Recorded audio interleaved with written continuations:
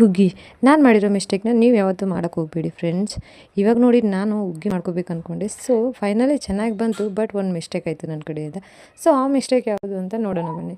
ಇವಾಗ ನೋಡಿ 1 ಕಪ್ ಅಕ್ಕಿನ ನಾನು ರಾತ್ರಿ ಪೂರ ನೆನೆಯಕ್ಕೆ ಇಟ್ಕೊಂಡಿದ್ದೆ. ಅದು ಈ ರೀತಿಯಾಗಿ ನೆಂದಿದೆ. ಒಂದು ಈ ರೀತಿ ಒಂದು ಸಾಫ್ಟಾಗಿ ಹಿಂಗೆ ಅದನ್ನು ಒತ್ತಿದ್ರೆ ಈ ರೀತಿ ಸಾಫ್ಟಾಗಿ ಬರಬೇಕು ನೋಡಿರಿ. ಇವಾಗ ನೋಡಿರಿ ಈ ಕನ್ಸಿಸ್ಟೆಂಟಿ ಪರ್ಫೆಕ್ಟ್ ಆಗಿದೆ ಗೋಧಿ ಹುಗ್ಗಿ ಮಾಡೋಕ್ಕೆ.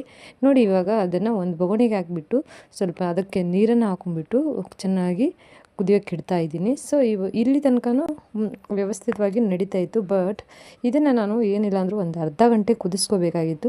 ಇಲ್ಲೇ ನಾನು ಮಾಡಿರೋ ಮಿಸ್ಟೇಕು. ಸ್ವಲ್ಪ ಕುದ್ದಾದಮೇಲೆ ಬೆಲ್ಲನ ಹಾಕ್ಕೊಂಡ್ಬಿಟ್ಟೆ. ಸೊ ಬೆಲ್ಲ ಸ್ವಲ್ಪ ಲೇಟಾಗಿ ಹಾಕೋಬೇಕಾಗಿತ್ತು. ಅವು ಎಲ್ಲ ಅಷ್ಟು ಕುದ್ದಾದಮೇಲೆ ಹಾಕೋಬೇಕಾಗಿತ್ತು.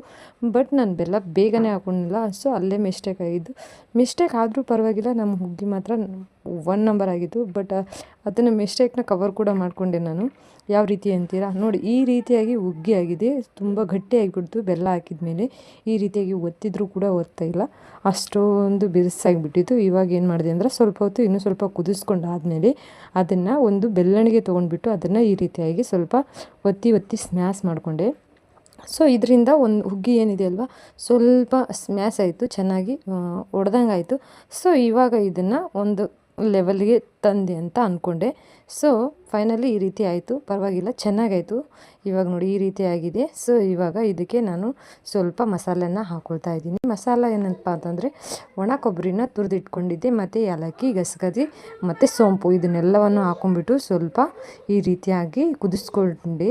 ಒಂದು ಸ್ವಲ್ಪ ಕುದಿಸ್ಕೊಂಡಾದ್ಮೇಲೆ ಒಂದು ಚರಿಗೆ ನೀರು ಕಾಯಿಸ್ಬಿಟ್ಟು ಹಾಕ್ಕೊಂಡೆ. ಕಳ ಅಂತ ಕುದಿಯೋ ನೀರನ್ನು ಅದಕ್ಕೆ ಹಾಕ್ಕೊಂಡ್ಬಿಟ್ಟು ಏನಿಲ್ಲ ಅಂದರೂ ಒಂದು ಅರ್ಧ ಗಂಟೆ ಕುದಿಸ್ಕೊಂಡೆ. ಅದಾದ್ಮೇಲೆ ನಾನು ಒಂದು ಏನಂತಾರಲ್ಲ ಡ್ರೈ ಫ್ರೂಟ್ಸ್ನ ತೊಗೊಂಡ್ಬಿಟ್ಟು ಅದನ್ನು ಒಂದು ಒಗ್ಗರಣೆ ಕೊಟ್ಕೊಂಡೆ. ಡ್ರೈ ಫ್ರೂಟ್ಸು ನಿಮ್ಗೆ ಇಷ್ಟವಾದದ್ದನ್ನು ನೀವು ತೊಗೊಳ್ಬೋದು. ಬಟ್ ನಾನಿಲ್ಲಿ ಬಾದಾಮಿ ಮತ್ತು ಗೋಡಂಬಿ ಇಷ್ಟೇ ತೊಗೊಂಡಿರೋದು. ಅದು ಏನಂತಾರಲ್ಲ ಒಣ ದ್ರಾಕ್ಷಿ ಇದು ನನ್ನ ಕಡೆ ಅವೈಲೇಬಲ್ ಇಲ್ಲ. ಸೊ ಅದಕ್ಕೋಸ್ಕರ ಬಾದಾಮಿ ಮತ್ತು ಗೋಡಂಬಿನ ಈ ರೀತಿ ಸಣ್ಣದಾಗಿ ಕಟ್ ಮಾಡ್ಕೊಂಡ್ಬಿಟ್ಟು ತುಪ್ಪನ ಒಂದು ಸಣ್ಣ ಬೊಗಣಿಗೆ ಹಾಕೊಂಡ್ಬಿಟ್ಟು ಅದನ್ನು ಈ ರೀತಿಯಾಗಿ ಒಗ್ಗರಣೆ ರೆಡಿ ಮಾಡಿಕೊಂಡು ಅದಕ್ಕೆ ಹಾಕೊಂಡ್ಬಿಟ್ಟೆ. ಮಸ್ತಾಗಿರೋ ಒಗ್ಗರಣೆ ಆಯಿತು. ಇವಾಗ ಅದು ಒಗ್ಗರಣೆ ಕೊಟ್ಕೊಂಡಾದ್ಮೇಲೆ ಒಂದು 10-15 ನಿಮಿಷ ಚೆನ್ನಾಗಿ ಕುದಿಸ್ಕೊಂಡೆ. ಕುದಿಸ್ಕೊಂಡಾದ್ಮೇಲೆ ಮಸ್ತಾಗಿರೋ ಹುಗ್ಗಿ ರೆಡಿ ಆಯಿತು ನೋಡಿರಿ.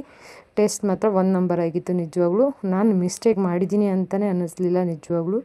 ಬಟ್ ಮಿಸ್ಟೇಕ್ ಮಾಡಿದರೂ ಕೂಡ ಕವರ್ ಮಾಡ್ಕೊಳ್ಳೋಂಥ ಏನಂತಾರಲ್ಲ ನಮ್ಮಲ್ಲಿ ಅದು ಯಾವುದೇ ಮಿಸ್ಟೇಕ್ ಮಾಡಲಿ ಅದನ್ನು ಹೆಂಗಾದರೂ ಮಾಡಿ ಕವರ್ ಮಾಡ್ಕೋಬೇಕು. ಹೆಣ್ಮಕ್ಳಿಗೆ ಅದೆಲ್ಲ ಗೊತ್ತಿರುತ್ತೆ ಬಿಡಿ, ನಾವೇನು ಹೇಳೋದು ಬೇಕಾಗಿಲ್ಲ.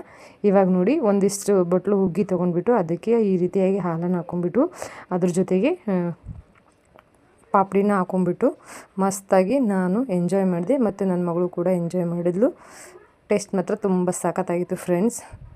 ನಿಮಗೆ ಈ ವಿಡಿಯೋ ಹೆಂಗೆ ಅನ್ನಿಸ್ತು ಅಂತ ಹೇಳಿ. ಹಾಗೆ ವಿಡಿಯೋ ಏನಾದರೂ ಇಷ್ಟ ಆಗಿದ್ದರೆ ಲೈಕ್ ಮಾಡಿ, ಶೇರ್ ಮಾಡಿ, ಕಮೆಂಟ್ ಮಾಡಿ. ಓಕೆ ಗೈಸ್, ಮತ್ತು ನೆಕ್ಸ್ಟ್ ವಿಡಿಯೋದಲ್ಲಿ ಸಿಗೋಣ. ಅಲ್ಲಿ ತನಕ ಎಲ್ರಿಗೂ ಬಾಯ್, ಟೇಕ್ ಕೇರ್.